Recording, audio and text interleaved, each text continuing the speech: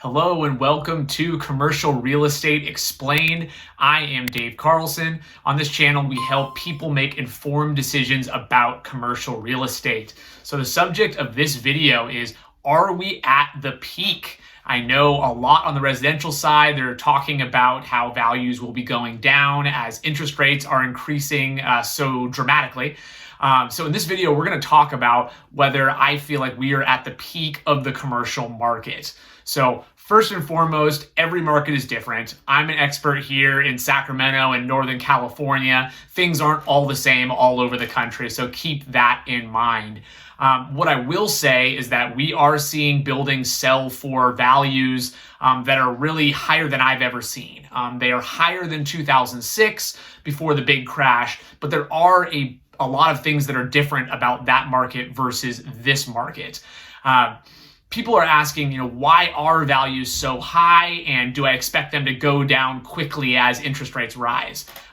Firstly, the reason that values are very high, at least in our market, is pent-up owner-user demand.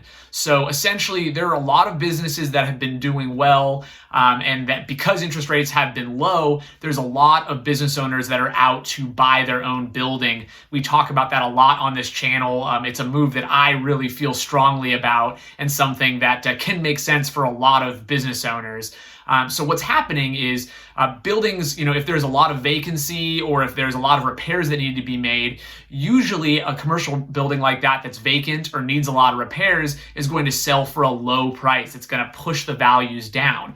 But because there's so many owner-user buyers out there, what we're finding is they're buying up these buildings. They're really pushing the value just because owning the building that you use for your own business can make so much sense that the owner-user buyers are kind of pushing up the values even when the buildings are 100% vacant, when there's no tenant in them. Of course, interest rates are on the rise, and we expect that to have an impact. The higher interest rates get, the more you're going to be paying on a monthly basis for your loan, and that's going to impact the amount that you're willing to pay for a commercial building, or the size of commercial building that you're willing to buy. So definitely keep that in mind. With that said, I still feel like even though there might be a temporary decrease in prices, we probably will see a little dip, or at least less market demand from buyers now that interest rates are on the rise. But I do think that there is still room for values to go up in some cases. The two reasons I believe that is, number one, there are still a lot of buildings selling well below replacement value. So industrial is kind of an outlier, as is multifamily. A lot of these are selling at or above replacement value, which is a very interesting place for the market to be, because essentially some of these are selling at the price that you could build them new, which is an interesting place for that market to be. But retail and office, for example, are still selling well below what they cost to build new. So what I like about that is that if you're buying a office building for, let's say, $300 a square foot, that might seem like a ton, but I know that if you want to build one new, it's running $500 plus per square foot if you wanted to bring a new office building out of the ground. What that means is if you're buying at $300 and it costs $500 a square foot new, you can see the upside and how really the values are going to need to tick up and up and up closer to that replacement value before you're going to start to see people building new buildings. Of course, there's going to be exceptions. In certain areas or growing markets, they're still going to be building new office and retail buildings.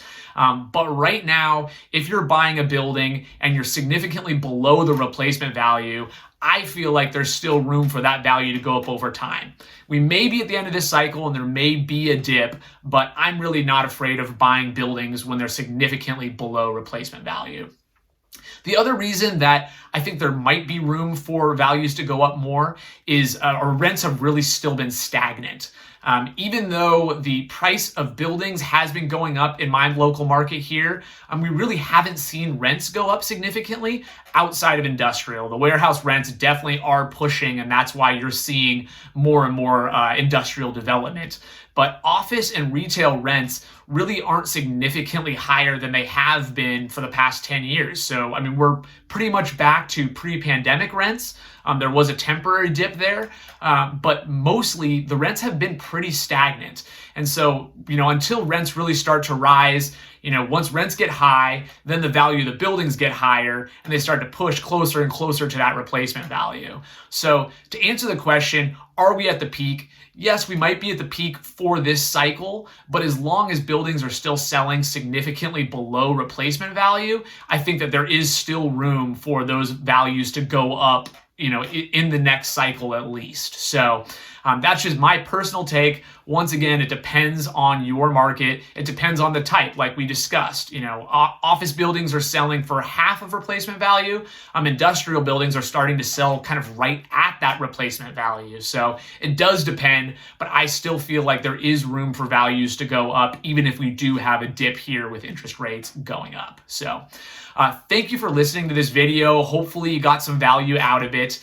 Please hit subscribe if you don't mind. I'm putting out one video a week, and this helps us kind of grow our audience and get the information out there. So thanks, and have a great rest of your week.